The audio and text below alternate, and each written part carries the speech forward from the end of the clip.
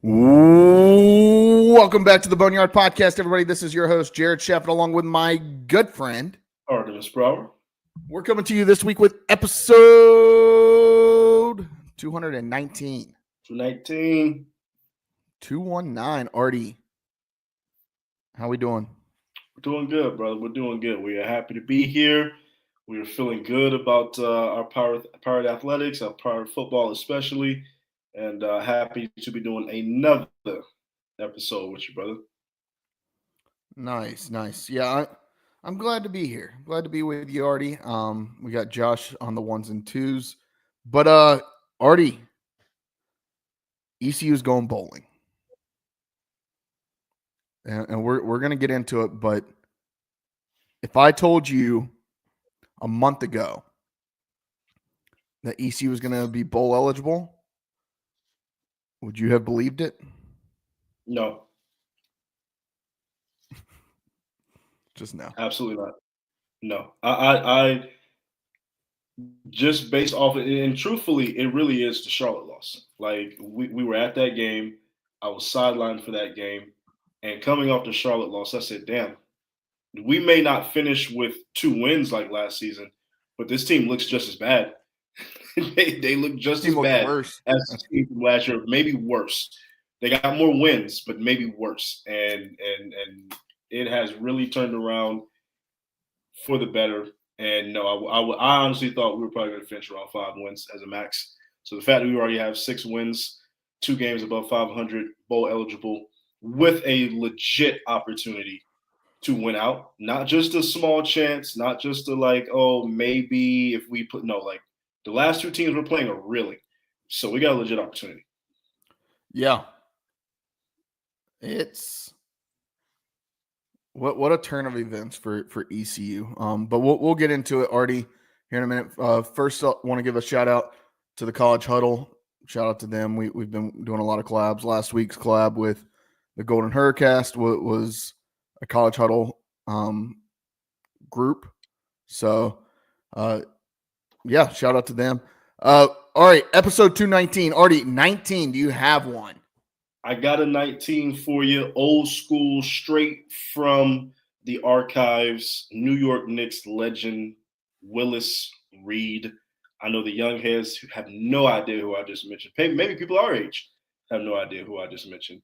But 7-time NBA All-Star, 1-time NBA MVP, 2-time NBA champion with the Knicks, 2-time NBA Finals MVP, and obviously a basketball Hall of Famer. One of the great centers of all time, obviously probably outside of Patrick Ewing, greatest center in Knicks history.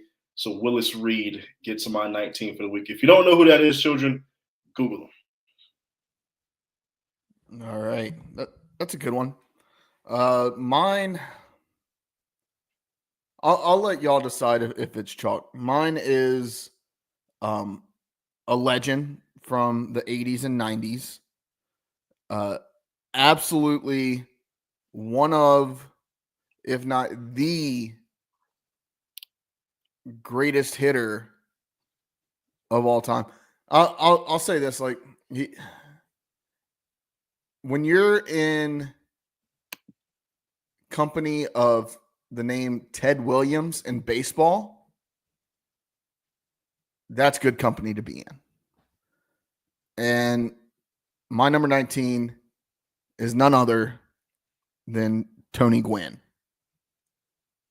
I mean, is it chalk though? Chalk. I feel like Tony Gwynn's numbers don't get talked about enough.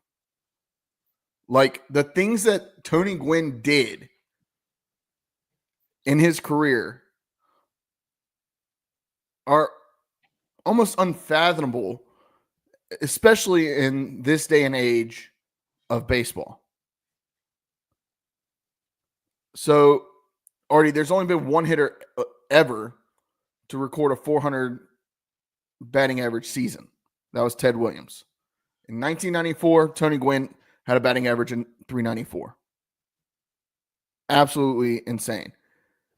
When you look at his numbers against Hall of Famers, I mean, this guy had a 331 batting average with a 371 slug against Hall of Famers across 541 plate appearances.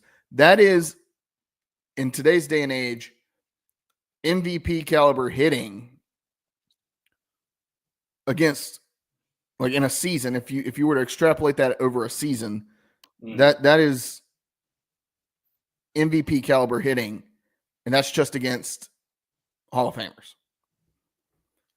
If you took the 20 seasons and split them right down the middle of Tony Gwynn's career, his first set of seasons, that first 10, he would be the number one hitter for hits, batting average, RBI, and I want to say on base percentage for the Padres.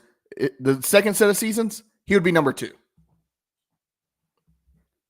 I mean, this guy was phenomenal. Another thing to keep in mind, he had 45 4-hit games in his career. He only struck out more than once in a game, so he had multiple strikeouts in a game, only 34 times. Just an absolute menace at the plate. Tough guy to get out. So, yeah, basically in his 20-year career, he only struck out 434 times.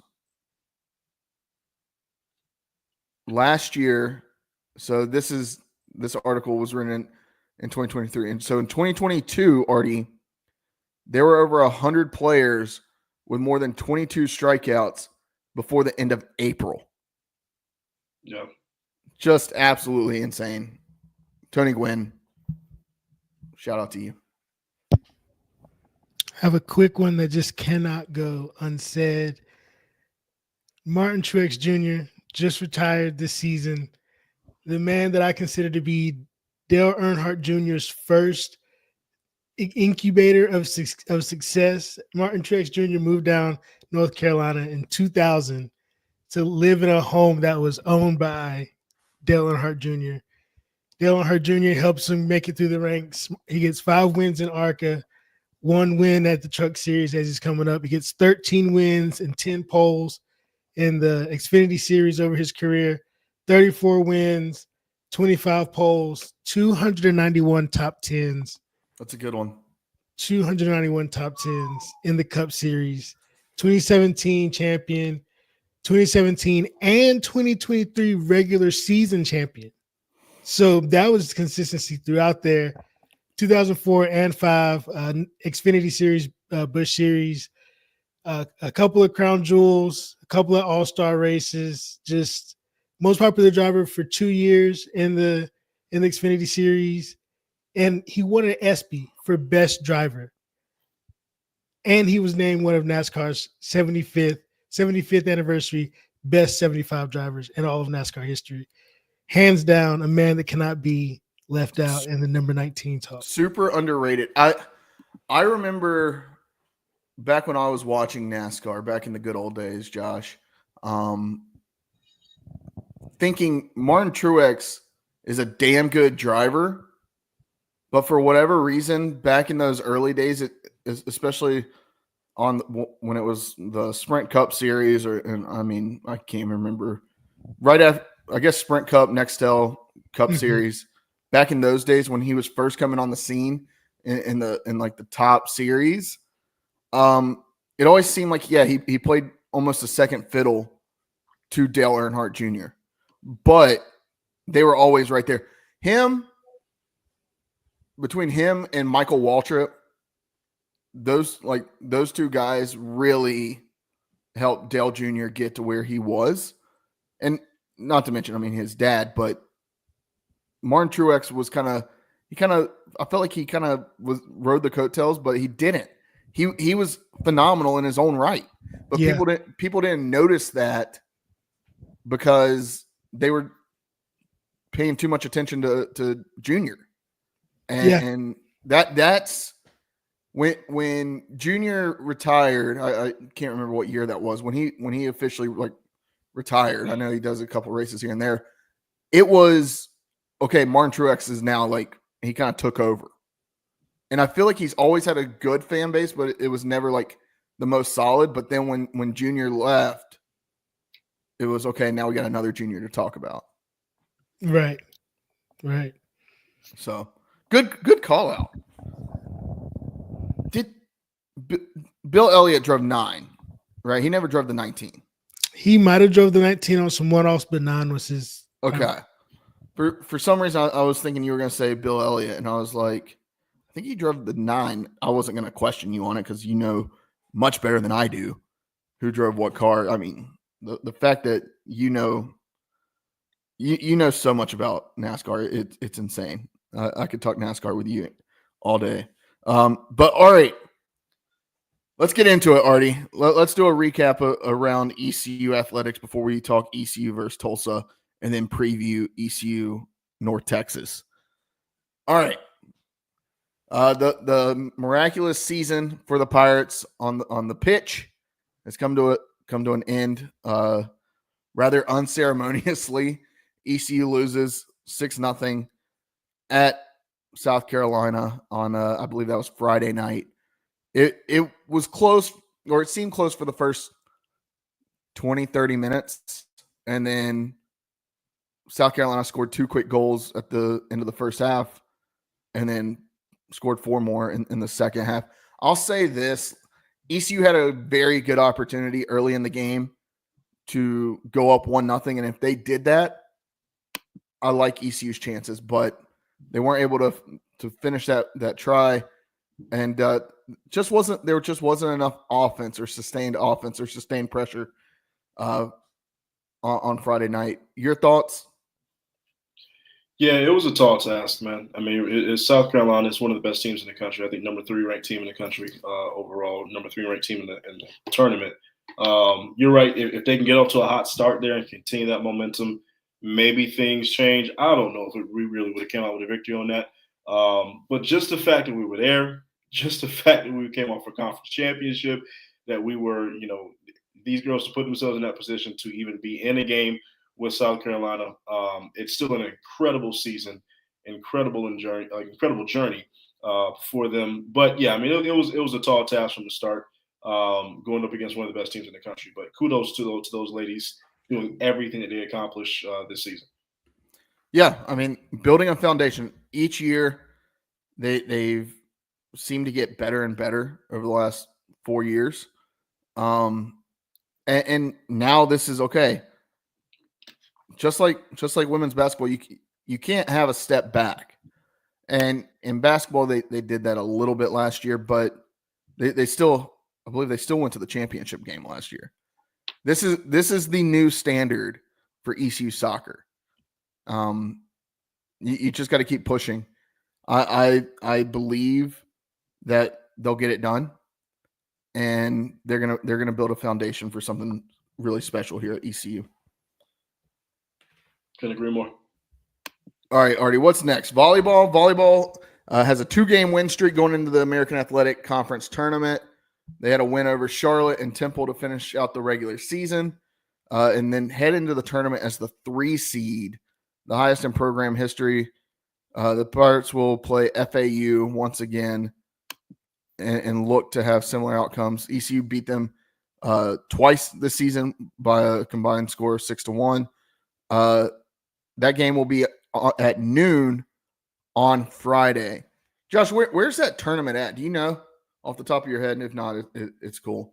I believe it's in Florida. So I could be completely wrong on that, but I believe it's in Florida. All right. Artie, basketball. Did you watch that game the other day? Nope. I'm gonna call it spade. I didn't watch a single second. Nope. You missed a phenomenal game. I'll watch basketball when we get in conference. That's when the season starts, in my opinion. That was an outstanding game. You missed a good one. Double OT. ECU holds on. I mean, just and that was really the first test of the season. George Mason isn't a slouch by any means. But all in all, just an outstanding game. I mean, to see Schwartz get that kind of win and really just kind of win a tough game, right? Like it's easy to win in blowout fashion at times, and that's what you should do it when it calls for it. But we knew this game was going to be close going in. Mike Houston and his team battled through it. They were down late, came back, tied it, took a lead. George Mason tied it, sends it to overtime. All right, same thing. You're battling back and forth through the first overtime. And then really in the second overtime, it was still close. There was a really good opportunity for George Mason to tie or win the game there at the end. And so when you win by a point or two in double OT, that means you had to battle. You had to scrap. You had to claw for a win. And ECU got it done. I like to see that. I like to see that that culture being built over there in Minji's. No, I agree. I definitely agree. For me, I've seen this story before, and I'm not trying to be a Debbie Downer. I'm really not. I just seems like it. The non-conference is just very unimpressive to me. So I get we went to George Mason, double overtime, won the game. Beautiful. That's great. I am ready for when the conference slate starts. That to me is how I know we're building a program at ECU. The 4-0 start is beautiful and it's great. And we got to get off to that kind of a jump. We got to continue to win. We got to beat the teams on our schedule that we're supposed to beat. You got to beat who's in front of you. I'm all with that. I've seen this movie before. So I'm not going to buy a ticket until I need to buy a ticket. For sure. Now, ECU will play Jacksonville State, the Gamecocks. It'll be available on Baller TV. Is that the Ball family? I didn't do much more research other than it's on Baller TV. It's a website. You can purchase credits to download any game. 50% discount for subscribers. I don't know. This tournament is the only games they have right now scheduled. Will it be a better stream than the Mike Tyson Jake Paul fight? It will be. It will be Good. because there will be That's all you less need to people know. trying to see it. That's all you need to know. Now the world is going to be watching Baller TV on Friday or on Thursday as ECU takes on Jacksonville State. The Gamecocks. We're playing a lot of Gamecocks here recently. But they'll be in the Boardwalk Battle down in Daytona Beach. Other teams that are going to be down there, James Madison, LaSalle, Stetson, Toledo, UC San Diego, and UIC, the University of Illinois, Chicago. Chi-Town. What up, Chi City? Artie, I don't know. I really like what ECU's doing so far this season. I mean, not to mention, dropping 110 points on Mount Olive last week. Just absolutely amazing to see that. And then making sports in the top 10, number one. Number one. The top 10 with that ridiculous dunk, of course. And then they got A&T next week. Another dub. A&T's not good. Not right now. And then don't look now, but ECU plays, you guessed it, another set of Gamecocks in just a couple of weeks when they travel down to Columbia to take on South Carolina. All right, women's basketball. Speaking of South Carolina, women's basketball splits the week, taking a game from Furman and then traveling on the road to number 1 South Carolina. Once again, the Gamecocks. The number 1 team in the country, which unfortunately they were not able to take a bite out of them. That game, you hold your own.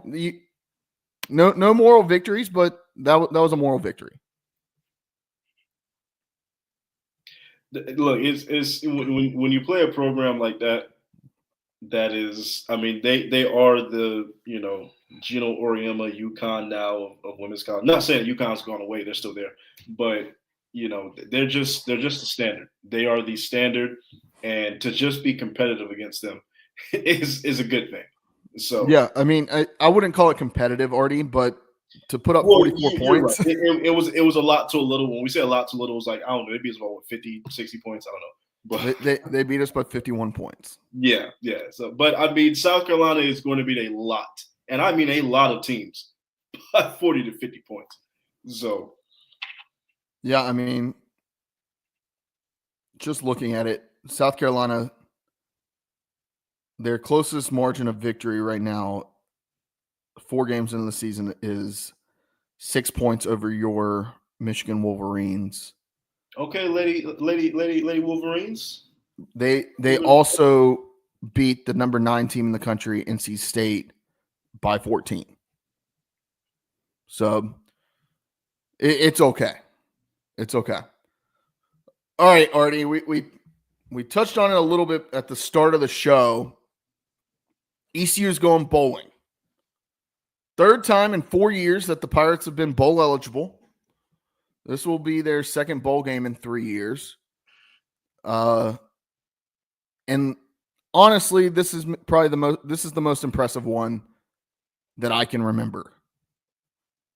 The fact that ECU has won 3 straight. Now, granted, you haven't been playing any of the world beaters, especially not in the American Athletic Conference. Right. But you have won 3 straight to become bowl eligible with an interim head coach. And really, at the end of the day, all you had to do was the only people you had in your corner, yeah, you had your fan base, but it was really just those players in that locker room that kind of said, okay, we're going to put our foot in the ground. We're going to get bowl eligible. We're going to do this damn thing. Mm-hmm. And that's what impresses me the most. Much like I was just talking about Mike Schwartz and his team's ability to win a close game in a game that, honestly, at times it looked like they should lose. East Carolina beats Tulsa on the road. We all know the House of Horrors that Tulsa has been for us the last 3 or 4 years. We all know it. And it seemed like it was happening again. But Blake Harrell and staff, they said, no. And they got it done. I want to get your initial thoughts on ECU's victory over Tulsa last week.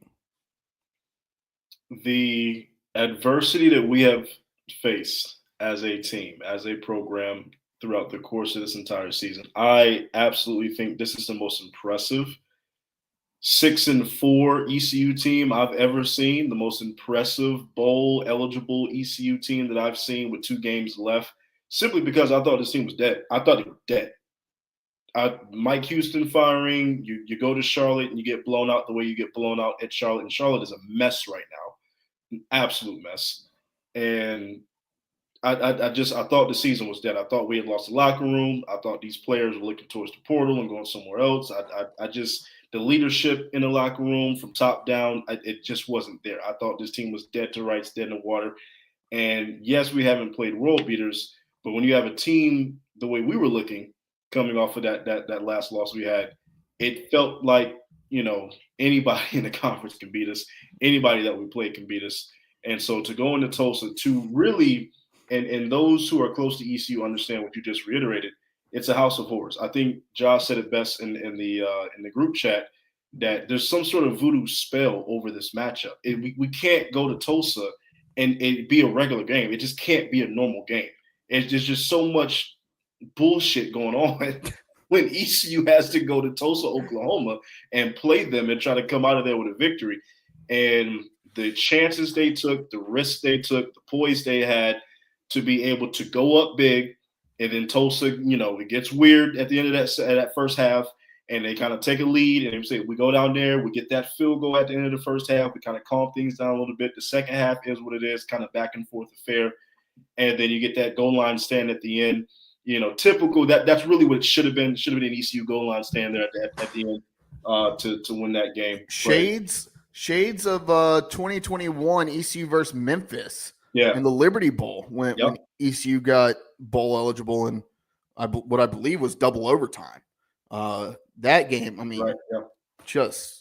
just chill factor, just wow factor. And Blake Harrell he's making a case. Blake's making a case. That's all I can say. I'm not saying we're not blocked up, not saying we're not going to be out here looking for, but Blake's making a case, man. He's making a case. I am firmly on the re-sign Blake Harrell train. At this point, even given what ECU has had to go through, already we are 1 month removed today. 1 month ago, I was laid up in a hotel room. I guess it's tomorrow, but 1 month from tomorrow, November 20th, so October 20th, around 8 a.m., Mike Houston announcement comes out. Mike Houston's been fired. Yep. And in the 4 weeks since, ECU has scored 143 points. Granted, already ECU scored a total of 208 points last season. Now, you scored 143 points. I believe you've scored, it's like dating back to Kane Hauser taking over, 20 touchdowns. Like it's absolutely wild, the 180-degree turnaround that this team has made. And a lot of it falls on the leadership, but a majority of it falls on those athletes inside that locker room. Yeah. And we talked about it that first week. We talked about it looked different. Those guys looked different on the sideline from 2-3 weeks ago, right? It looked like they were fighting for each other in that locker room.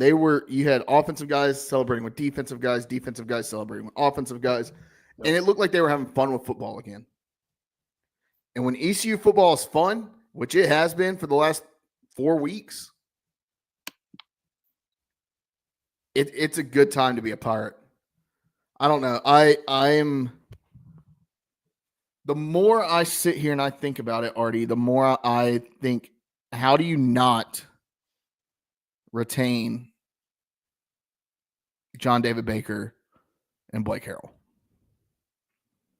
The more that I think about it, I don't know. I mean, the report came out earlier this week that Tyson Helton of Western Kentucky is the front runner for the job, but it also said, this was from On3 Sports.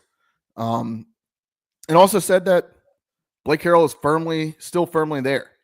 And I don't have any true insight into what's going on behind closed doors, but I do think that he's one of the top 2 candidates right now. I think he's got to be. And ECU's got to do something quick. Charlotte fired their coach yesterday. They came out today and said, "Hey, we got to make a quick hire. We're gonna have a hire basically before December 1st when the portal starts to open up." Look, ECU's got to do the same damn thing. And already December 1st is only a week and a half away. Yep, it's gonna be right here. So ECU's got to figure it out.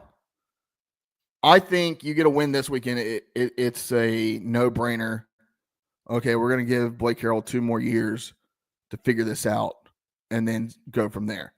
The players love him. I saw Mike Edwards tweeting about, hey, it was in response to an IGO tweet about potential outside candidates. Like, hey, y'all are forgetting what we're doing now with Harrell at the helm. And people aren't forgetting, Mike.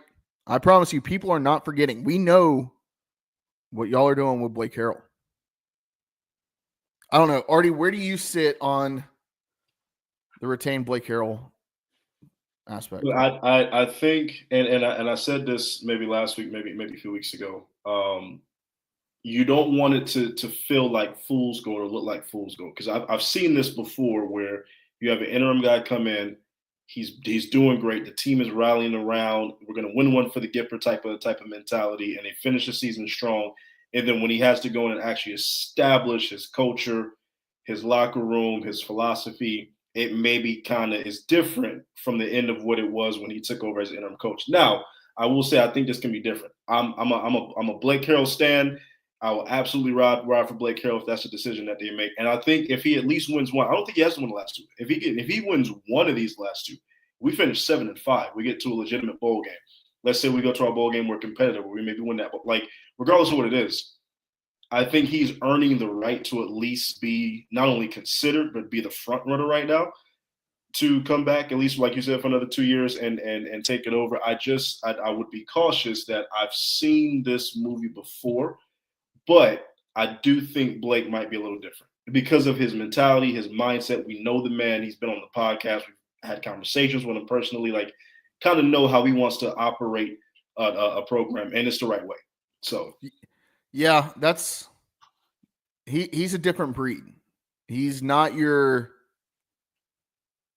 super fiery, like, let's go rip their throats out coach.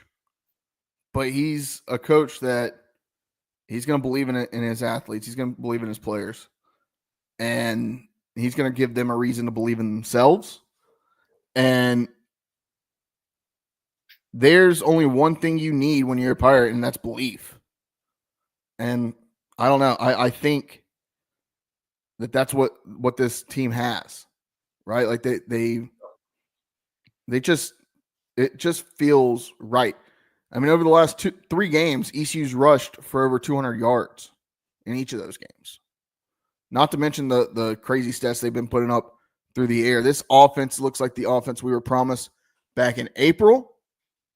Now, Caden Hauser with his 3 interceptions was not great, but you have it be like that sometimes, as the kids say, right? Tough game, found a way to win. Now you go on the road down to Denton, Texas, and you are taking on a team that, I mean, hey, they just fired their defensive coordinator. So now what can you do there? I like the idea of keeping the band together here. I like they have the ability to recruit. They know what they're doing recruiting wise. They've been doing it long enough. JDB was a stud recruiter last year in the portal. And has been through the high school recruiting stage this year. Yep. I like the idea of keeping them together and seeing if they can build on the talent that they have currently and retain that talent and move into next year, and then just hire a defensive coordinator. And it really doesn't have to be some world-renowned defensive coordinator right now, because you have Blake Harrell calling the shots. Yeah. Now, Josh, before we throw it to our guest, I do want to mention your text in the group chat earlier this week when we were talking about some of these openings. The Kennesaw State one, I hadn't even thought about that. Yes. Kennesaw State, first season in the FBS. They currently have 2 wins, one of them over a team that beat us, Liberty. They've been a very successful program. They had the same coach since their program started, and they decided to fire him in his first season at the FBS. Their practice facility is miles away from their stadium, which is miles away from the locker room. Like, there's a lot of logistics issues with how their facilities are right now. They have the smallest stadium in FBS, but they are in the state of Georgia. And one thing that I've always talked about with this past coaching regime is that we don't recruit the state of North Carolina the way we need to recruit North Carolina. We've been recruiting Georgia so heavy. Maybe they fired their head coach to say, Mike Houston, why don't you bring yourself and your Georgia recruiters, Blake Harrell, who was at Kennesaw State, and when he was at Kennesaw State is what got him the job at ECU. Why don't you just bring that staff? Why don't we just start something amazing here? Like that's, I don't know. Maybe there's nothing there. But I could see the Mike Houston thing. I don't think it's a package deal. But I could see the Mike Houston thing. I could also see the Blake Harrell side of it. But I don't think Blake Harrell, if he has the opportunity to be the head coach at East Carolina, he's not taking the job at Kennesaw State. I firmly believe that. And both these guys are North Carolina guys. But if they want Mike Houston, they can have him. I don't know. Obviously, he's not employed at East Carolina University anymore. But obviously, I don't know. Good luck with that. The problem with Mike Houston, he's never had to build it. And at Kennesaw State, being a first-year FBS program, you're going to have to build it. Build it. Yeah. And the way that they basically unceremoniously fired their coach, how do you fire your head coach the first year in FBS? That's a level of impatience that just doesn't make any sense. That's a little. I don't know. All right. Anything else on Tulsa on the ECU coaching front? If not, we're gonna go into North Texas. Let's move it on. All right. To the next game. On to the next one. East Carolina this Saturday travels down to Denton. Artie, I meant to prepare a segment for you.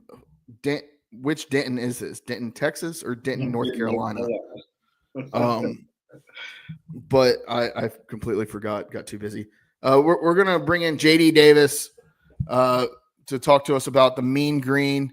JD, welcome to the Boneyard podcast. How's it going? Good. How are you guys doing? Thanks for having me. Oh, for sure. You're the recruiting analyst and reporter for Mean Green Sports. What's going on down there in Denton? Things were a lot better about a month ago. Kind of going on this 4-game losing streak, which we kind of knew that we had the same kind of gauntlet last year that, we were playing the top tier teams. We knew Memphis, Tulane, Army back to back to back. And then we, finished that off with UTSA, which is our arguably our biggest rival right now. They were down earlier in the year. So we were kind of predicting when you're doing the schedule, trying to predict your wins and losses. Everybody kind of had the UTSA game as a win for us. And then to go down there and get, beat by 21 points, it was a real kick in the gonads. But yeah, like I said, this team, would like to get us back to seeing what we're looking like in September, early October. But yeah, the last 4 games have been pretty rough to watch. Yeah, it seems like these two programs have been on separate trajectories. One going one way, the other going the other. What's the feeling like? I mean, North Texas fired their defensive coordinator this past week. What's kind of the feeling like around that fan base? Yeah, Coach Capone, I mean, you hate to see anybody get fired, but the writing was on the wall. They were, I think, the worst ranked defense last year in several statistics. A lot of people was hoping he wouldn't got brought back this year. They did. Coach Morris did keep him on for a second year and showed some slight improvements earlier in the year. But once you got into the Memphis, Tulanes of the world, they couldn't stop a nosebleed. And then, they went and played Army and only gave up 14 points and looked like a completely different defense. And then, going back to UTSA, giving up 48. And it seems like every game from Florida Atlantic on, one person on the other team had a career day. I mean, I think it was Cam Fancher in Florida Atlantic, threw for as many touchdowns in that game as he'd had the 5 games previous. And then, Memphis putting up 52 points. Tulane, their running back, had a career day. So it was just time to move on. And Brian Odom, who was the interim last year at USC, was the interim 2 years ago at Oklahoma, was kind of the guy that everybody knew was going to be the interim once that happened. So the defense, the 3-3-5 is what they kind of started out the year. Then they switched midway through the season, went to a 3-4. Army, they were a 4-man front, and like I said, only gave up 14 points. And then UTSA game, they went back to the 3-3-5, and it's just this team doesn't have the manpower up front. They're not built to run the 3-3-5, and like I said, I think that's what kind of led to the change when it happened to try to win one of these last 2 games to finally get bowl eligible. Yeah, JD kind of going off of that because this North Texas team, it's been kind of Jekyll and Hyde, right? I mean, the offense, they've put up over 40 points, I think, 5 times this season, but the defense has given up over 40 points like 4 times this season. So, what do you think as far as defensively? Do you think it was just the coaching, or do you think it's player personnel as well that's not really don't have the players, the schemes, whatever it may be, to kind of match up the way you want to? Because it feels like if this defense can hold teams under 30, you guys are probably sitting at 7-2, 8-1, whatever it may be. Absolutely. Yeah. I put a tweet out midway through the Memphis game and was like, if North Texas just had a mediocre defense, we would be probably favorites to win the conference championship. But saying that, Chandler Morris, who's been an unbelievable quarterback since he got here, took a pretty big hit in Tulane. And I just feel like he's not 100%. So had several interceptions the last 2 weeks, some costly turnovers that's put the defense in some bad situations. But yeah, I think it's a mixture of personnel and like I said, we weren't built for the 3-3-5. We've got some good defensive linemen, some transfers from Power 5 schools that I think if we were in a 4-2-5 type scheme would be better fitted. I don't feel like we have the bodies up front to run the 3-3-5 like the UTSA game. I mean, McCowan it seemed like 10 minutes in the pocket, and when he's running around, I mean, it looked like at one point I tweeted out that it looked like we were playing, Atlanta Falcons, Mike Vick. It was just running all over the field. There was no penetration. And I think that's the worst part, that it's a little mixture of Jimmy's and Joe's and X's and O's at this point. Yeah. For sure. And I mean, this offense, it just seems like it's been so high powered. Chandler Morris, I mean, having a really good season. I mean, yeah, he's thrown 12 interceptions, but 27 touchdowns. That's phenomenal. 11 sacks. I want to talk about the running back room now. I feel like it's been kind of running back by committee. Is that injury related? What's going on back there? Yeah, we're on our 5th running back to start camp, and Shane Porter was actually a walk-on wide receiver from Kansas State, and they moved him over to the running back room fall camp. So yeah, I mean, you lost Ragsdale, you lost Harris, you lost Evans, you lost I'm forgetting one more, but yeah, you lost your first Price was the other one, and it was just boom, boom, boom. And Porter has stepped in, and I think he had like 193 yards against UTSA. He was the one bright spot. But yeah, he's not a power running back, but he's still, you can tell he's a converted wide receiver. They're really good about getting him an open space and making a guy miss. And once he sees a little bit of light, I mean, like the UTSA game, he had, I think, multiple touchdowns from over 60 yards. So, I mean, if he gets some open space, he can go. Yeah, it's 13 carries for 193 yards and 3 touchdowns against UTSA. So that's pretty good for a 5th running back on your depth chart. But yeah, like I said, it'd be a whole different season if they could have kept that room a little bit healthier. And with that, what is it that North Texas is doing? Are they a pretty balanced offense? To be honest, I haven't been able to watch many North Texas games this year, but what's the off? I've seen highlights where it just seems like explosive play after explosive play at times. Yeah, so they're a true air raid. I mean, Eric Morris was out there with Cliff Kingsbury when Patrick Mahomes was there. I mean, they're going to air it out. They're going to use, all kinds of screens, bubbles. I mean, they spread the ball out. And DT Sheffield has been kind of the main receiver. But this receiving core, I mean, there's any given night, there's going to be 7, 8 guys catch the ball. And on any given night, there could be any of those 7 be the leading receiver. But like I said, after the Tulane game, Chandler Morris took a bad hit. I don't know if it's shoulder, elbow. To me, it just doesn't seem like you can tell by the way he's throwing. Something's not right. And like I said, he had 3, I think it was 2 interceptions in the red zone against Army, and then he had 2 interceptions the other night. And it looks like he's extra cautious not to run. But yeah, I would definitely say we're pass first, but it seems like maybe they're trying to run a little more to compensate in case he is injured a little bit. And, going into this matchup with ECU, it feels like it should be a high-scoring affair, right? ECU's offense has really come on the last 4 weeks. Obviously, North Texas offense. What is the game plan that North Texas has to have to put themselves in a position to win this game, in your opinion? Main thing on the offensive side, take care of the ball. I mean, they are explosive. I mean, they're going to get their points if they take care of the ball. I mean, we saw Memphis, the first 2 plays of the game went for touchdowns. I mean, 2 plays, 150 yards, 14 points. I'd never seen it. Probably I'll never see anything like that again. But this team offense, it does seem like they kind of get in some 3 and outs, defense back on the field, 3 and out, defense back on the field. So they've got to maintain drives, got to take care of the ball.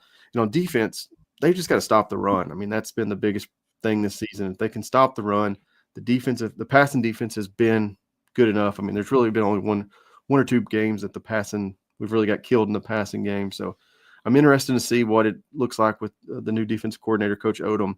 He was one of the ones that kind of implemented the 3-4, ran really good the first few games when they implemented it. Like I said, now they've kind of went back a little bit to 3-3-5. So be interested if they can get that put in and play the whole game in that 3-4, but then, like I said, force some turnovers. That's been something the defense has really been lacking, is, you know, just winning the turnover battle, I guess is the best way to put that, because we've been struggling turning over the ball and struggling not taking the ball over. Sounds very familiar to the first 6 games of the ECU season. It really does. Get it short drives where you go 3 and out, and then the defense is on the field all game. I want to know, like, Eric Morris. I mean, obviously you mentioned you think that if you had a solid defense, this team would compete for a conference championship. Talk to me about Eric Morris. Like, so many coaches have had struggles in the American Athletic Conference over the past couple of weeks. How are we feeling about him? Man, I think Eric Morris is one of the top 5-6 offensive minds in the country. I mean, just what North Texas has been able to do. I mean, last year they were one of, I think, 4 teams that had 3,000-yard passer, 1,000-yard rusher, 1,000-yard receiver. You lose all 3 of those guys and you replace them. And now they're not going to have a 1,000-yard rusher this year, but they're probably going to have a 3,000-yard passer, 1,000-yard receiver. And I think if you could have kept a running back healthy, there was a chance they could have duplicated that with 3 separate guys. And I think in this age, North Texas doesn't have a huge NIL. I mean, we're probably bottom 2 or 3 teams in the American Conference. So, you know, having Eric Morris to be able to replace that kind of production without the NIL, I mean, like I said, I think offensive minds, you know, if I was a Power 5 team that could go out there and spend whatever I wanted to an offensive coordinator, Eric Morris would be very close to the top of my chart, if not the very top. But the defense, I mean, I think we were dead last year. I think we're bottom 10 this year. Just, I mean, like you look at it, it's 45 points, 52 points, you know, 66 points, 38 points. It's just the defense just has not been able to get stops, not been able to get turnovers. And then there's, like I said, at times the offense has gotten in lulls where it's just, you know, 3 and out, 3 and out, 3 and out. But when this offense gets going, there's nothing like it. I mean, they can put up – y'all could be up by 21 points Saturday, and within a matter of 3 minutes, we could be a tied ball game. I mean, they can score in a hurry when they get it going. Yeah. And, you know, with 2 games left, you still got Temple on the schedule as well. Do you see North Texas getting to a bowl game? Yeah, I think if they don't, it would be a horrible letdown, especially after you start off 5-1 and, you know, a bowl game looks – I mean, we're talking it when we're 5-1, you know, can this team play for a conference championship? You know, there was, you know, the Memphis game, there was, you know, a couple things break right and left, and you probably win that game.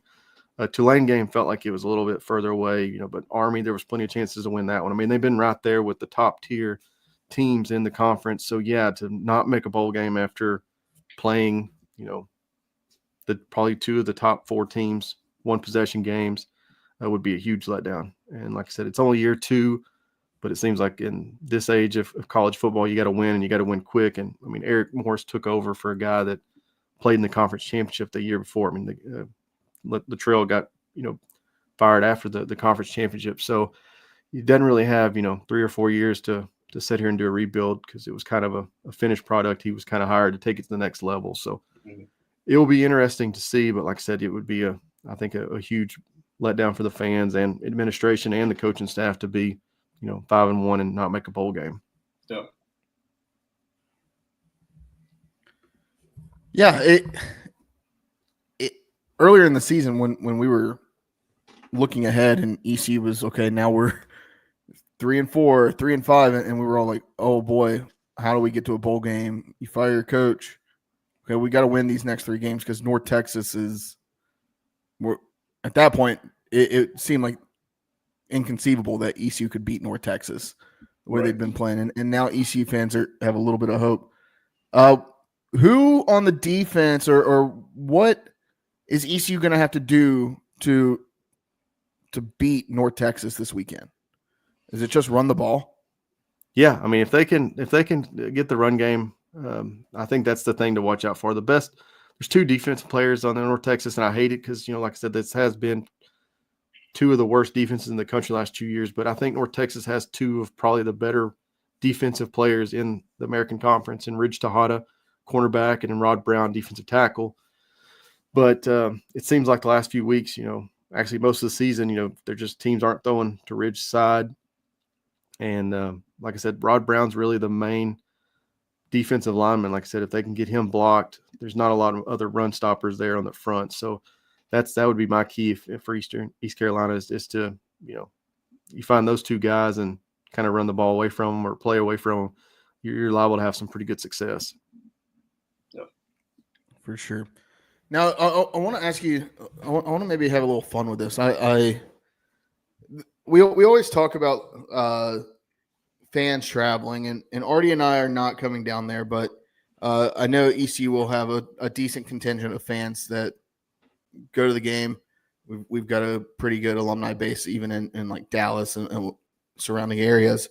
Tell me one thing that like ECU fans who are traveling down there should do this weekend in Texas. I definitely say if you're coming to Texas, if you don't already live in Texas, you definitely got to get some barbecue. There's several good barbecue places right there in Denton. My favorites is Roosters. They've got some, I think it's called like redneck sushi, little barbecue rolls. Unbelievable. I mean, I live actually about 2.5 hours away from Denton, but anytime I go in town for a game, I got to stop by there and get some barbecue. So I would say that would definitely be top on the list. Now, are you a barbecue connoisseur? Actually, I have cattle and I have a smoker, and I try a brisket once in a while. But I'd say I'm like, yeah, I mean not really, but yeah, I guess. I wonder is there a way, Artie? I wonder if there's a way for us to ship you barbecue. I was about to say, because barbecue's big here in North Carolina too. Let's compare the 2. I would love to make a bet. On this. I don't know if there's a way to do it. Maybe put it in like some freeze dried packaging or something. Yeah, and ship it down there. I think if we could figure that out, I've never been to North Carolina, but I've never been. So but I would definitely try it when I go for sure. You got to come up here.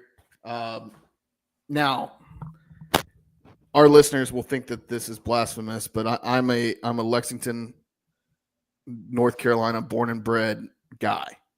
I'm from Lexington, and I think the barbecue is the best there.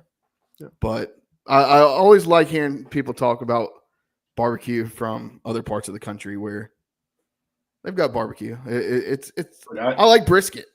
Yeah. I've been to Texas a few times, so I can vouch for their barbecue. It is very good barbecue. I've only ever been to San Antonio, and I wouldn't call what I had with barbecue. Yeah, you got to find the little hole in the walls. I feel like there's several places like, and I'm not trying to talk bad about it. And like I said, I don't want to kill a Rudy's sponsorship if I ever get a chance to have one. But like, I feel like that barbecue's kind of like franchised, and it's just not the same. You got to go kind of find a hole in the wall barbecue joint. That's where you find the good stuff at. You ever come to Winston-Salem, North Carolina, or even if you come up to a game in Greenville, we'll take you for some good barbecue. Look, I don't discriminate against Eastern style barbecue. I like it all the same, but you come to Winston-Salem if you're ever in town, Charlotte, that area. I'll take you to some good barbecue.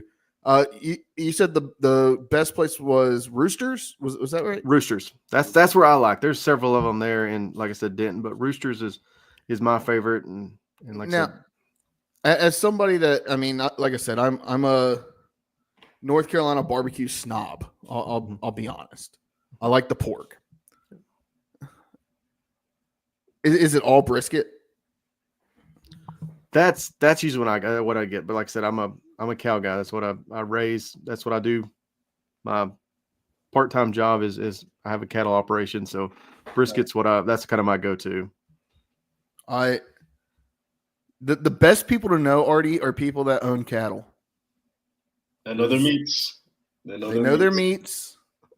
I've got a really good friend who is from Tennessee, and they own a cattle farm, and he'll ship me steaks and burgers, and you can't beat it. You just can't beat it. I feel like he's grabbing something. Nope. Oh, he's in the freezer. He's in the freezer. We got some hamburger meat right here. I can probably ship it to you guys if y'all ready for it. That's all, man. My freezer with all my steaks and briskets over there. I can't get to it, but I love it. You can't beat that. You can't beat that. Just some good meat. Yeah. I want to already next time we're at North Texas. It's going to be a couple years. You and I should go down there. We should. Not too far from Dallas. We can definitely get down to Denton, Texas. Bring y'all a cooler. I'll fix y'all up. Yes. I will definitely take you up on that offer. Yes. Yes, we will. Okay, and then outside of the food, what's something that ECU fans should look for on game day? How's the tailgating scene down there? What's it like at the game?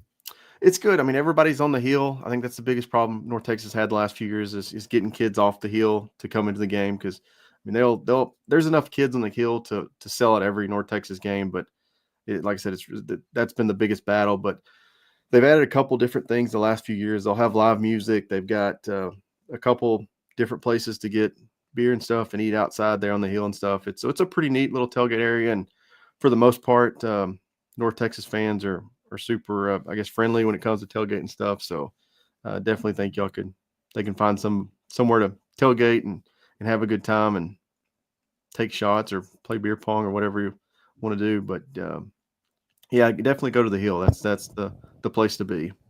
What up, Josh?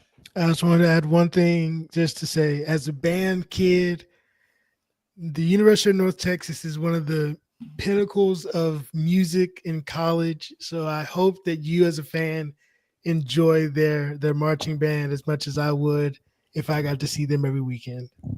The best damn band in the land. One of them for sure. I love that. That was a nice little plug. I didn't know that. I actually did not know that for best band, so I like that plug. Yeah, I wouldn't have put that on North Texas, but if Josh says that y'all have a good band, then I believe it. But cool. Well, JD, go ahead and plug where people can find your content, and we appreciate you joining us on the podcast today. Yeah, guys, thanks for having me. And yeah, on Twitter at North Texas Eagle, and then the North Texas Eagle Patreon. That's where we have all our behind the scenes and premium stuff. And like I said, we have several podcasts a week, do some interviews. We had our athletic director on a couple weeks ago. So yeah, be sure to check me out. And like I said, hopefully you're in for a good game this weekend. Weather should be pretty. And oh, sorry, I didn't mean to cut you off there, but no, before you leave, I do look. We were talking before we came on. JD, you correct me if I'm wrong. You and your wife had a kid a week ago? Yes, yeah, last Monday. Congratulations. Wow. Congratulations. Boy or girl?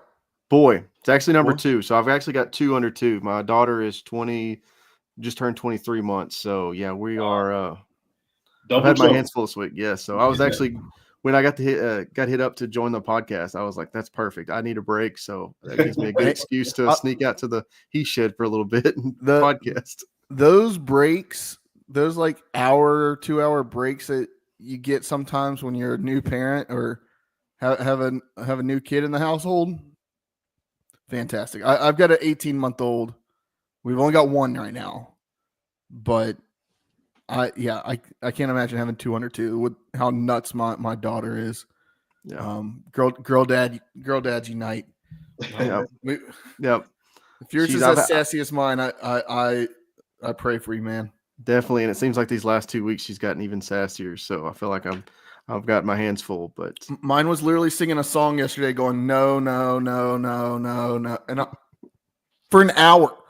That's all she said was no, no, no, like she was singing it, yeah, preparing to say no to everything. Food, no. Bottle, no. Night, no. Puppy, no. Mine's learned how to sign language, please, or at least that's what my wife taught her. What this was, please. So now it's like, Daddy, down, please, and I'm like, okay, I gotta hold on on this work call. Let's just hang up real fast. I gotta go. My daughter for the last month and a half has been saying down when she wants to go up. And it was the greatest thing the other day when she finally said up to go up. I was like, thank God that part of our life is over. Because it was down to go up, down to go down. Yeah. Down to pick you up, down to put you on the couch, down to put you. It was nuts. But no, if you ever need to vent about being a girl dad, hit me up.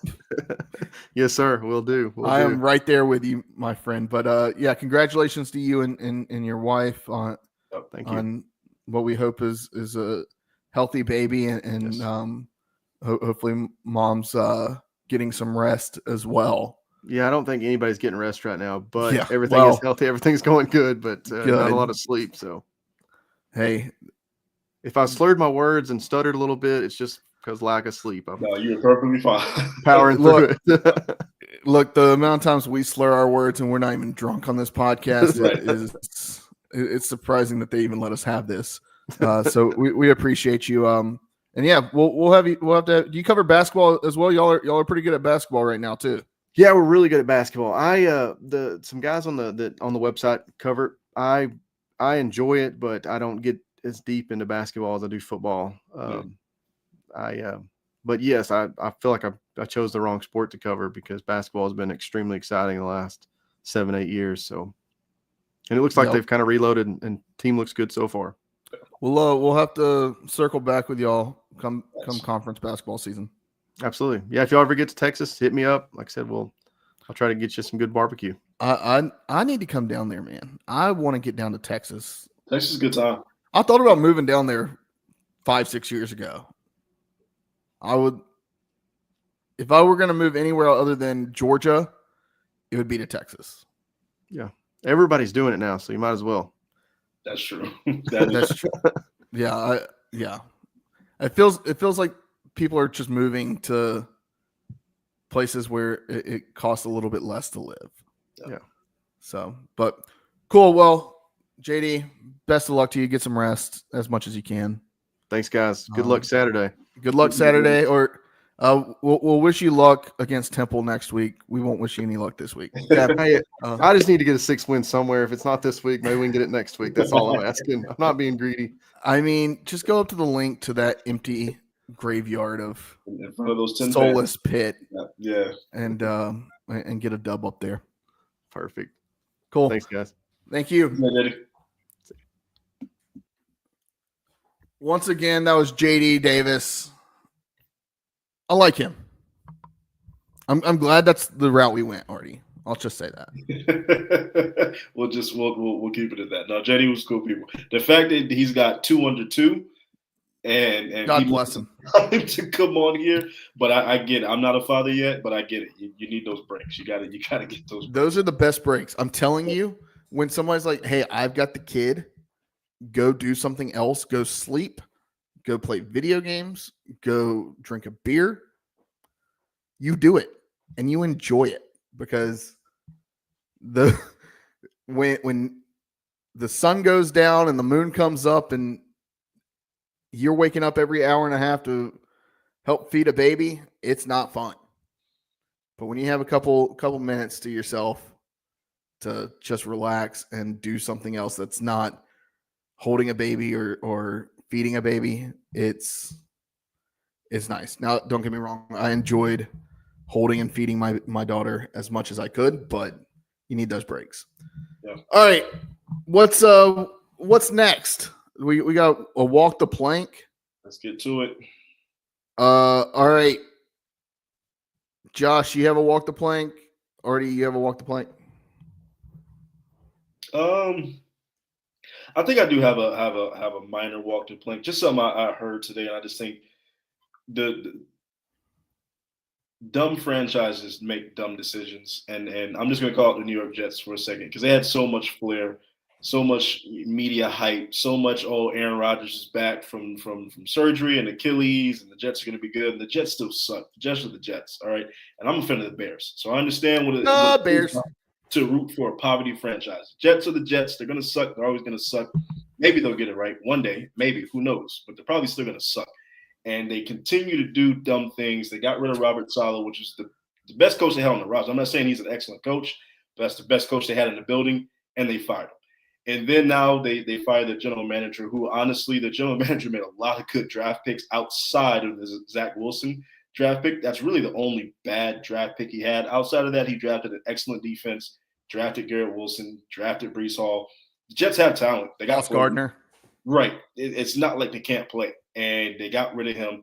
This all feels like Aaron Rodgers pulling the strings and just a quarterback who's over his skis. He's lost it. He probably doesn't have anymore. He's not aging like LeBron James. He's just not. Aaron, I was watching something, and I want to say it was Edelman who was talking about it. Aaron Rodgers tried to do what Tom Brady did, but just like everything else in Aaron Rodgers' career, he did it like the great value version of it. Yeah. Right? Like he tried to take shortcuts. There's no shortcuts. He did everything. He was a legend in Green Bay.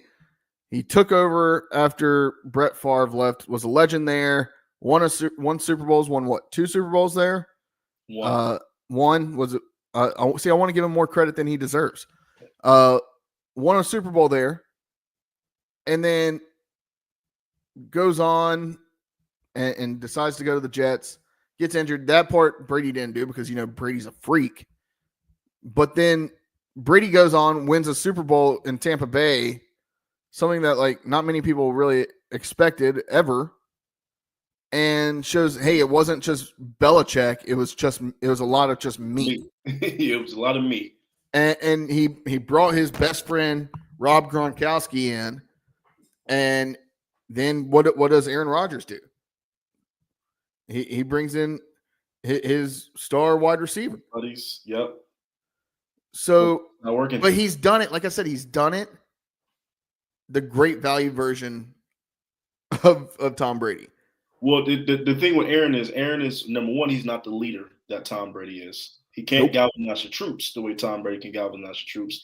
And he doesn't do the attention to detail to his body that it takes to still be playing at an elite level at 40 years old. Like LeBron James is pumping millions to his body. Tom Brady could go out right now and probably play in the NFL. Tom Brady could go out right now and start a game for an NFL team and probably win it. He probably could. If you put him on a loaded roster right now today, yeah, Tom Brady could probably still go out. You put Tom Brady on the Atlanta Falcons right now with that offense. Right, slinging it. Yeah. He's still in good shape. I mean, but yeah, that's my walk to play. The New York Jets, poverty franchise, they suck. That's my walk to play. Josh, did you have one? Nope. Okay. I'll say kind of two. That Jake Paul Mike Tyson fight. Oh, yeah. Like I was excited about it. Like I don't really watch boxing. I don't even really watch MMA anymore unless I'm like at a buddy's house and we're all gambling on it. That Mike Tyson fight, like I was like, oh, like all day I was like, oh, this is gonna be fun. Like Mike Tyson. Look, in my lifetime, like in my TV viewing lifetime, I've never seen Mike Tyson fight live. We've only heard the tall tales, the legend. Right. I've seen the clips, but I haven't seen, the thing. And I want to get your take. I think Mike Tyson was holding back in that fight. Well, I watched the entire fight from start to finish. When it wasn't buffering. Right. When Netflix wasn't fucking up. But I honestly think, and myself included, I think we just expected more from Mike Tyson that we should have expected. This man's 58 years old. This man is 58. And I think we did expect a little bit more. Now, the first 2 rounds, I'll give Mike this. He was moving a little bit. He was throwing a little bit. I'm like, okay, if he can keep up this pace, it might be okay. But by the 3rd round, his legs were done. You can tell his legs were completely flat. They were done. He couldn't move. Yeah. You can't move as a boxer. You can't throw those jabs and punches and hooks. So man. This fight was supposed to be back in June or July, Artie. Did you see Mike Tyson's post after the fight about needing 8 blood transfusions? Yeah, I did see that. Yeah. Back in June, his body was giving up on him. So Jake Paul fought not only a 58-year-old man, he fought one that was on his deathbed less than 5 months ago. He might as well have fought Jimmy Carter. And truthfully, you think Mike was holding back. I think Jake Paul was holding back too. I think Jake, if he really wanted to, probably could have knocked out Mike Tyson. It was shades already of the Floyd Mayweather, Conor McGregor, Floyd Mayweather, Manny Pacquiao that we remember when we watched that at the church house back in college. The only caveat to the Floyd Conor fight, though, that for the first 7 rounds, that was actually very entertaining. Yeah. And it just became a dance-off. But the first 7 rounds was actually pretty good. I mean, it reminded me of that. I don't know. Something is fishy about it. Like, I will say this though, that Katie Thomas Serrano fight beforehand though, I need a version 3. Those women, that was one of the best boxing matches I've ever seen. They were incredible. Serrano got robbed, by the way. She got robbed, but they were incredible. That's the problem with boxing is like MMA. I feel like it's easier to know. Okay, this guy's winning the fight. This girl's winning the fight. There's times in boxing I'm like, I have no idea who's winning this fight. You think, okay, this person's throwing a lot of punches, but they're not really landing. But then this other person, they're not throwing many, but they're staggering somebody. So, but it's hard to tell at times. That's my only gripe with boxing is the scoring. But well, I don't know who should Jake Paul fight? Like, he needs to fight somebody real. It's got to be someone legit. Now, I mean, he's probably going to still keep up the gimmick because it's making him a lot of money, and obviously he just broke Netflix with a gimmick. But if he wants to be a legitimate boxer, he's got to fight someone legit. He's got to fight someone with a good record, up and coming, someone legit.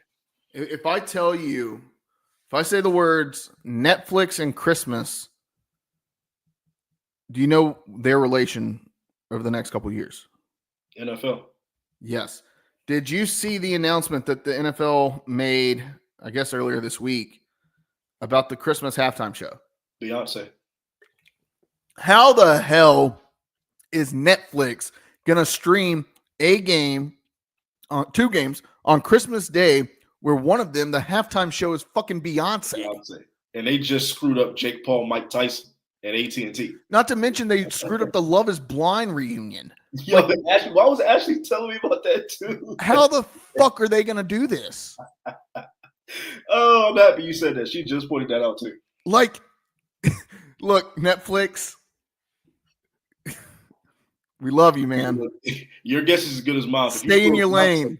Stay in your lane. They screw up Beyonce halftime, they losing a lot of subscribers. They losing a lot of people. Like, what happens if Beyonce comes on and you just see her, but it buffers the entire time, and then it comes back on when she's walking off the stage? What happens? I can only compare it to having Taylor Swift perform and they screw up Taylor Swift. Like, you're going to lose so many people. You're going to lose so many people. We thought that when Elon Musk took over Twitter and then like set that limit on, you can only see like so many tweets in one day. Do y'all remember that? Josh, you're pretty active on Twitter. You probably remember that. We thought the social media was burning down then. Imagine Christmas Day and Beyonce is supposed to perform in front of 70 million people, if not more than honestly, it might be more people than were watching the fight. It'll be pretty damn close, and nobody sees it at 3:00 on Christmas Day. I just want to say that Netflix, if it weren't for the selection process of what you want to watch being aesthetically pleasing, there's no reason why anyone should be using it over Amazon Prime Video. I agree with that wholeheartedly. That's a good I statement. agree. I mean, Prime. It's so much better. Because I watch Prime frequently, and I do agree with that. I agree. I don't know.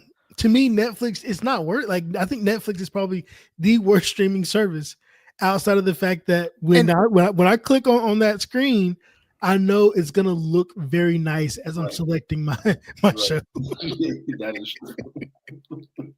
Yeah. Excellent point.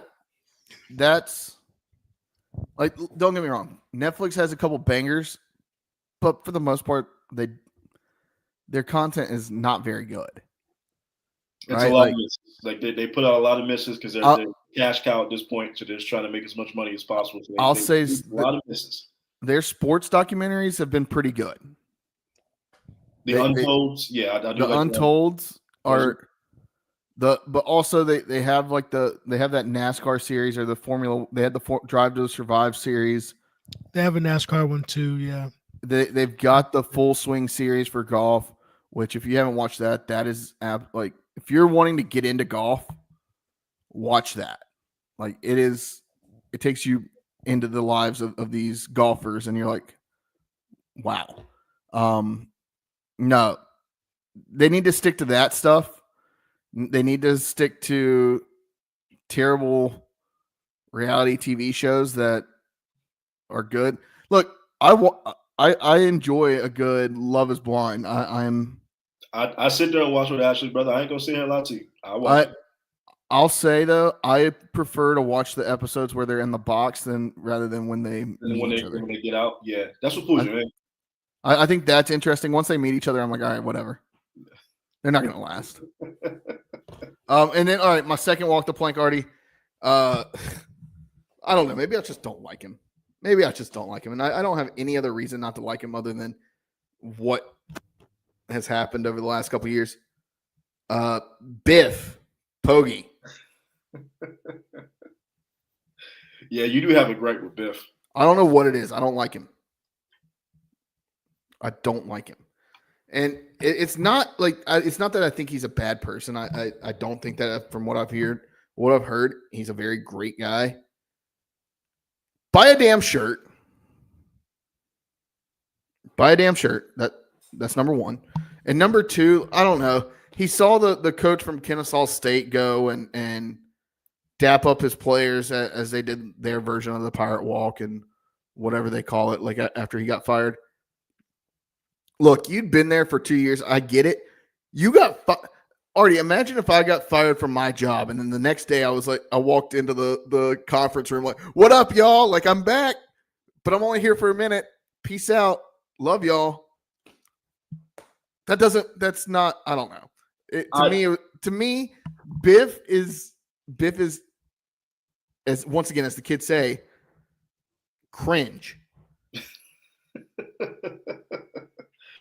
Well, look, I will say, and as someone who loves the big fellas, right? He too damn big to be wearing them cutoffs like that. Already, imagine if I take me out, put me on the sideline, and give me a cutoff T-shirt. Yeah, Jared, go put a shirt on. go put a shirt on. I love you, but I mean, yeah, I don't mind what Biff did. I'm gonna be honest with you. I don't mind it simply because it's the FU on the way out. Like I'm gonna go out on my terms. I'm gonna talk to my players that I recruited, and I'm gonna let y'all know what happened, and then I'm deucing out. I don't mind it. Look, I don't know. I get it, but like Mike Houston, I as much as I had a problem with him at times as a coach, the way he's done it. Like his tweets talking about the players, wishing them luck, posting on social media and then congratulating them after they secured bowl eligibility.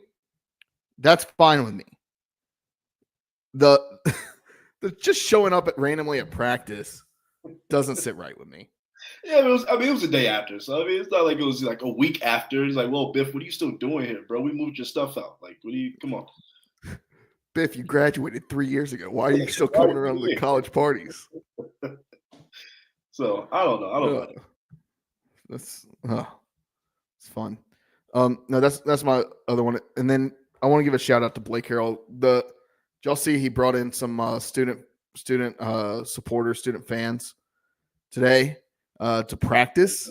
I know, like our boy Zach showed up. I feel like I can't remember who all was there, but he brought it. Was it Pirate Zach? Yeah, I think so. Nice. Brought in a bunch of ECU like student fans to enjoy practice and gave them a shout out in front of the athletes at practice today. So that when I talk about the culture for Blake Harrell and like knowing what's important at ECU, that's a guy that gets it. That's a guy that gets it. All right, gambling corner, and then let's get the hell out of here. Josh, we were talking about it. Pretty rough week on the gambling front. Now, I will say the last 2 nights I've had some pretty hot parlays that just missed, and it sucked. I needed CJ Stroud like 15 more passing yards, and then Tank Dell 4 more receiving yards, and a Tank Dell touchdown to win quite a bit of money last night. I had Joe Mixon on that same parlay, 100+ yards and a touchdown. And then I also had Houston minus 13.5 alternate spread. And that one, it hurt last night. I had Nico and Collins on a parlay. I don't even know if Collins scored or not. I don't think so. But I don't think he scored.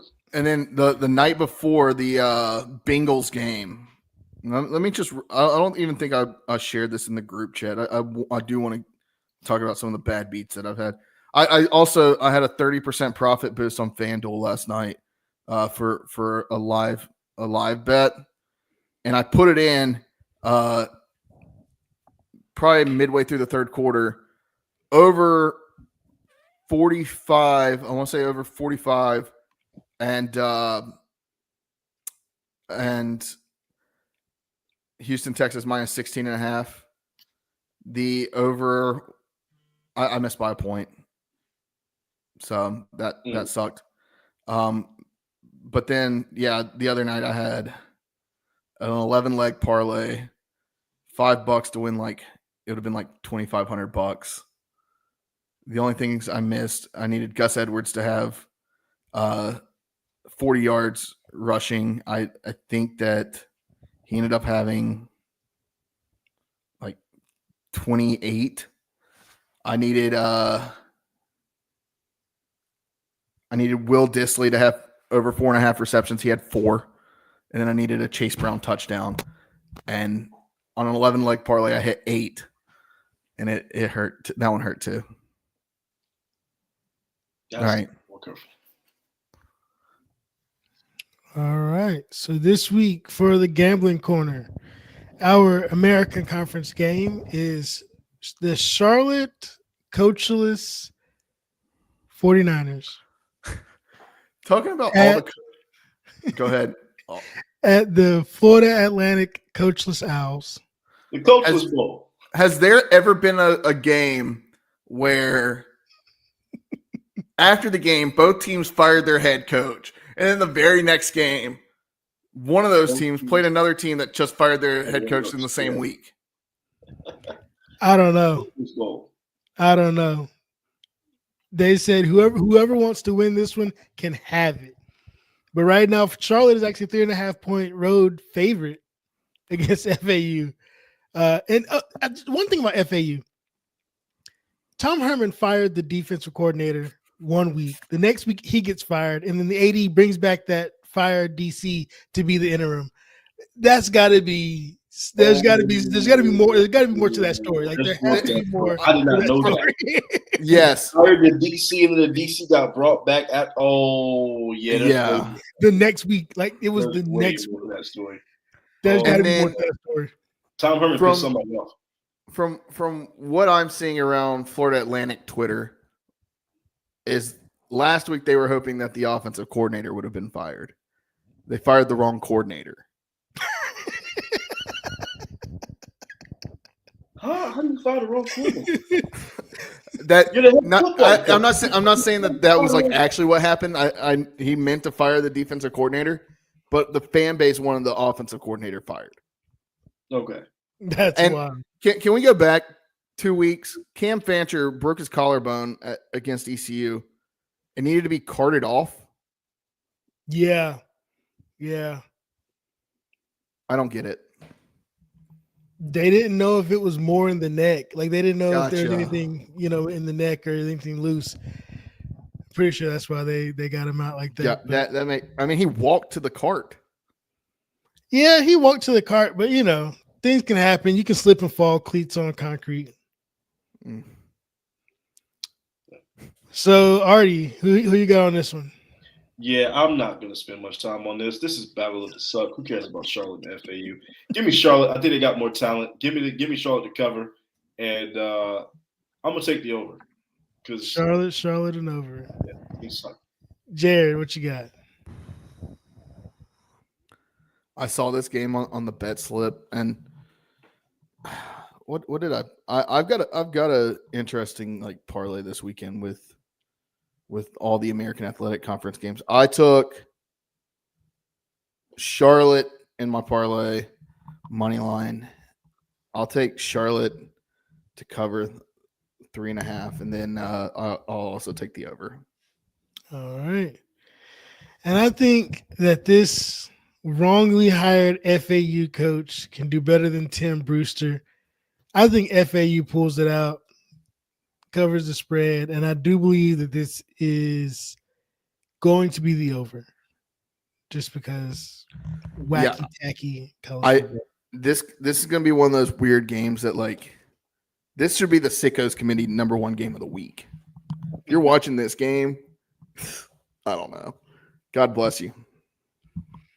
Next game is our regional game. We're taking a look at UNC this week. 2.5-point road favorite at Boston College. The over-under is set at 56.5. I'm going to go ahead and take UNC to win. Unfortunately, UNC to cover and the under. Jared, what you got on this one? This one's also you picked a bunch of tough games. After I think I went 0-4 against the spread last week. Yeah. I'm gonna take Carolina. I think they've really kind of put it together the past couple weeks. I'm gonna take Carolina, cover Carolina spread. I don't know much about these offenses really. I'm gonna take the over. The over. All right. Artie, what you taking on this one? Yeah, I hate to be basic, but I kind of agree with all that. Look, Boston College is kind of weird right now. They started good, and Thomas Castellanos, their quarterback, was playing really well, and then all of a sudden he lost his starting job, and now all of a sudden he's not coming back to the team, and that's just been a whole debacle. UNC's also kind of been weird this year too. They've had some weird losses. Mac Brown probably gonna step down after the season, maybe, I don't know. But give me Carolina, give me them to cover, and yeah, I'm gonna take the over too. Don't forget, this is the same Carolina team that had 70 dropped on them by JMU. But I mean, I will say this: the one thing about Carolina is they lost their quarterback first game of the season in a road game that I think they pulled it off, right? They kicked the field goal, I think, at the end. Yeah, But I think their season's been just tough. Yeah. ECU 2015 type. Next game on the bet slip, we have number 16 Colorado, because I'm going to keep bringing them in as long as Jared wants to pick against them. Against Kansas. Against Kansas. Yes. I mean, Kansas is a king killer right now. Just beat Brigham Young. They're a king killer right now. So, Jared, I'm going to let you go first. see what you got to say about this one.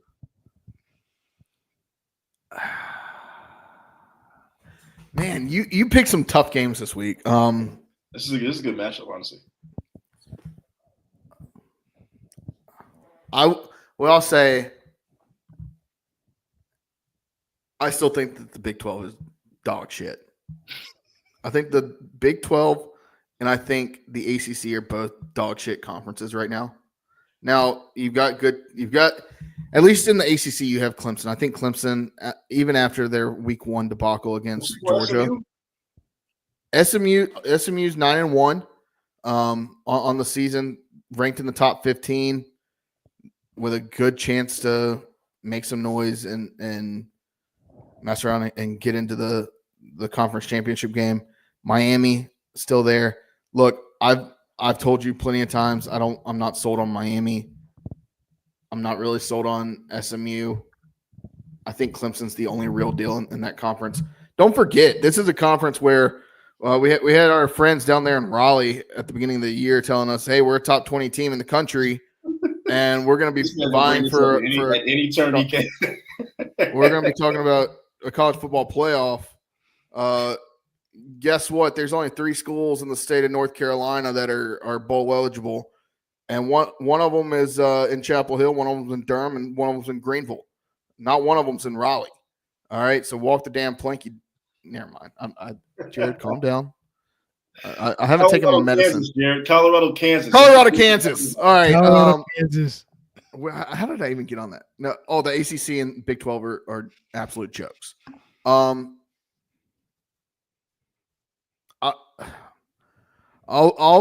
play into your scheme here, Josh, and maybe I'll mush them. Colorado to cover, Colorado to win, and I'm going to take the over. All right. Artie?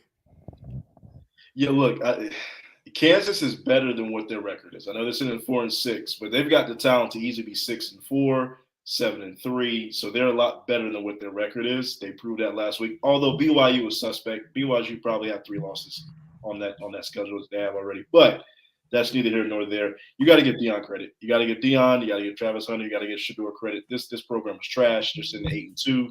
They control their own destiny. And they're a legit team. This isn't smoke and mirrors. Like they can play some decent defense. They can create havoc on turnovers on defense. And when you've got the best quarterback in the country, in my opinion, and the best overall football player, is probably going to win the Heisman Trophy, in my opinion. He shouldn't.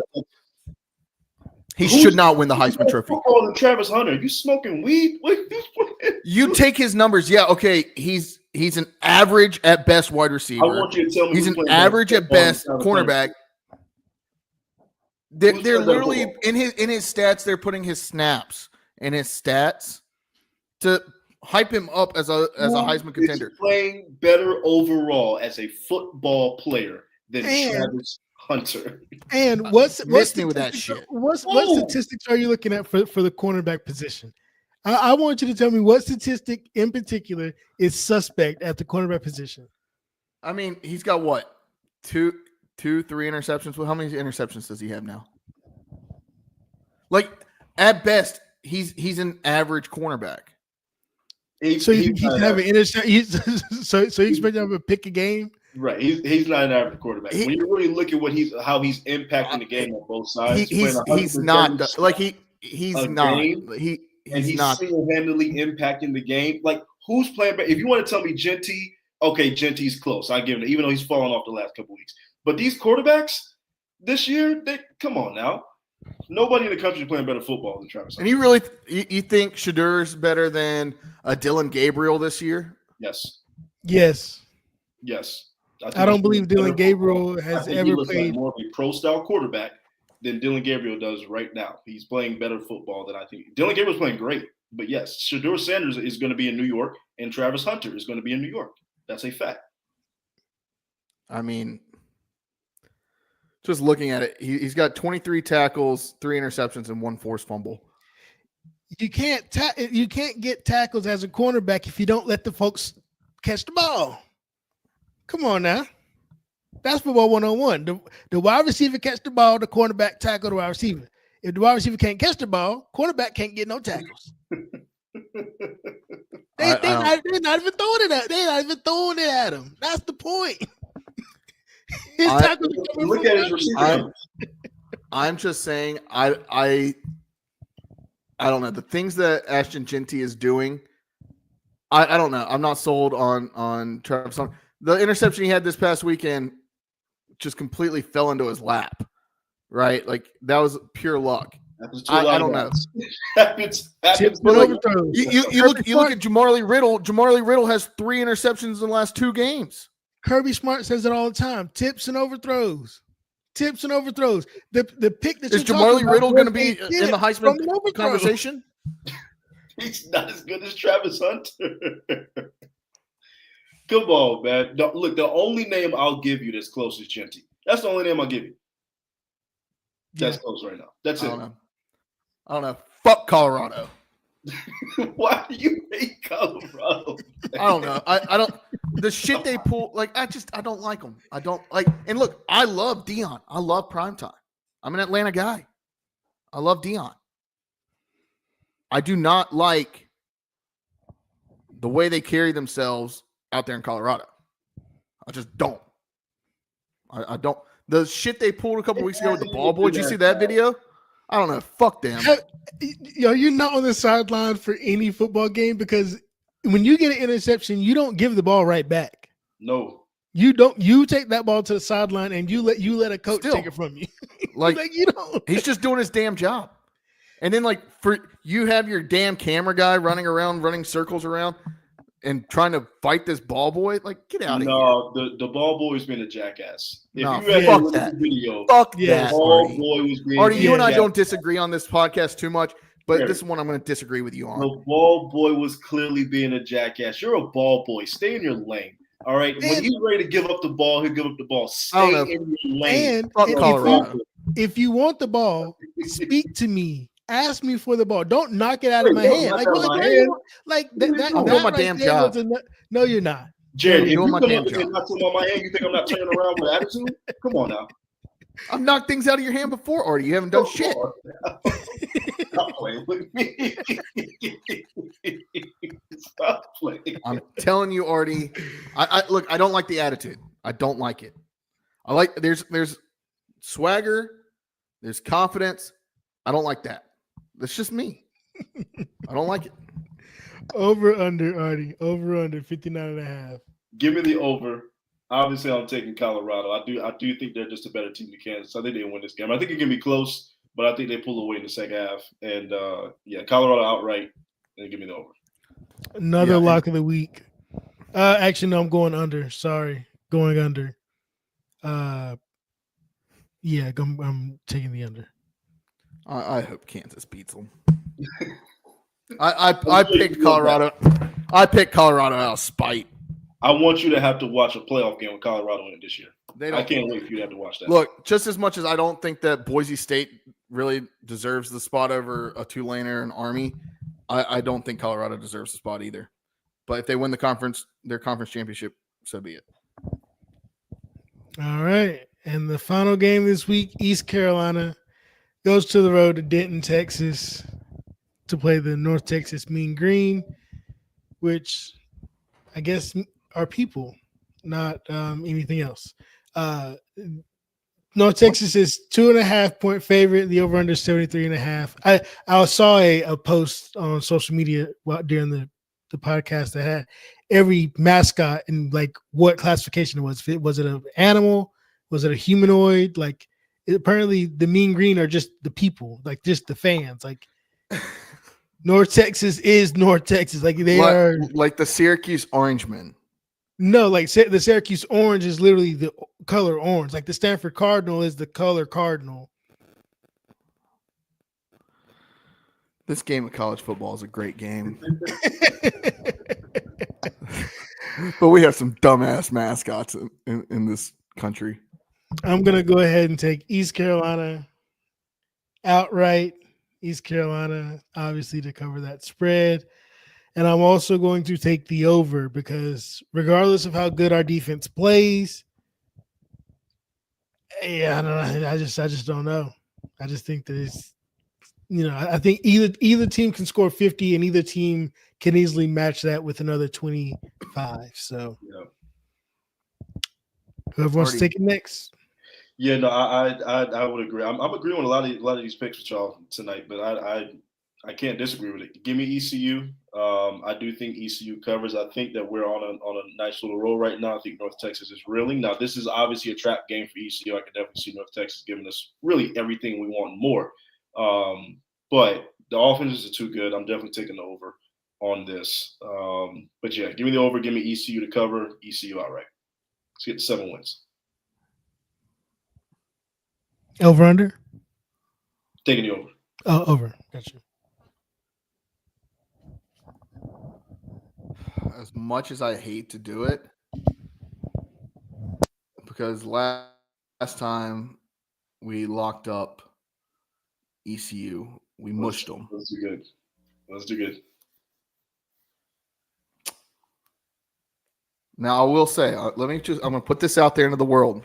I'm a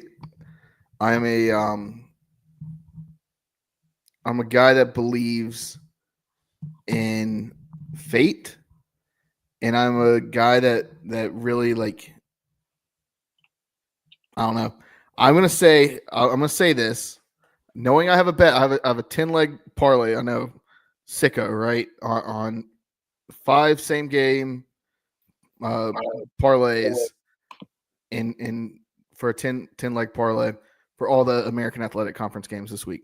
I will say that bet has East Carolina money line in the over.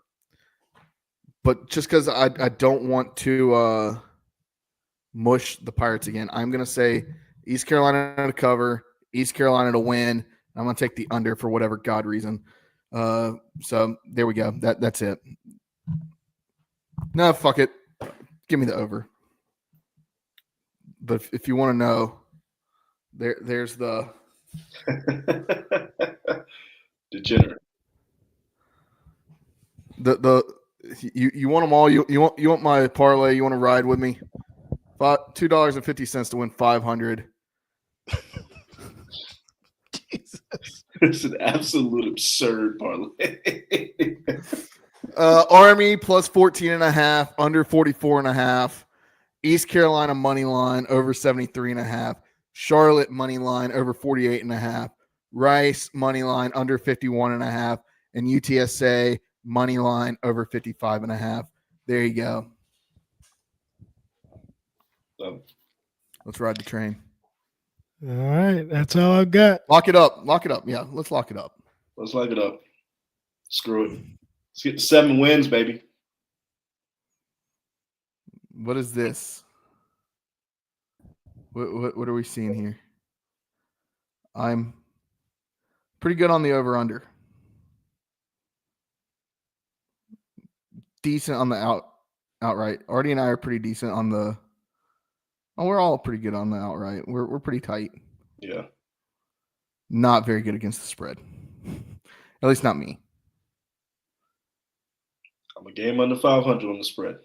Over under, I got to pick it up. Well, no, I'm sitting all right on over. Man, spread betting's hard. Yeah. I had that one that missed by a point. Thanks, Georgia. I swore I would never vote or bet on Georgia again. They screwed me twice. We're competitive, though. It was a tough weekend last weekend. I'll say it was a tough weekend for me last weekend. It'll come down to the wire. I like it. All right. Let's get the hell out of here. Let's do it, fellas. Let's go, damn Pirates. Make sure you follow us on social media at Boneyard Podcast. Subscribe to YouTube if you don't already. Walk the damn plank. And then leave us a 5-star review wherever you listen to your podcast, whether that's Apple, Spotify, Google, iHeart. I think we're there. Leave us a 5-star review. If you don't already, walk that plank, baby. All right. And then let's keep the train rolling. Let's get scrappy. Go Pirates. Go Pirates, baby. Hey, until we see y'all again, lovely people, as always, wash your hands, wash your butts. Have a great rest of y'all week. Deuce. Peace.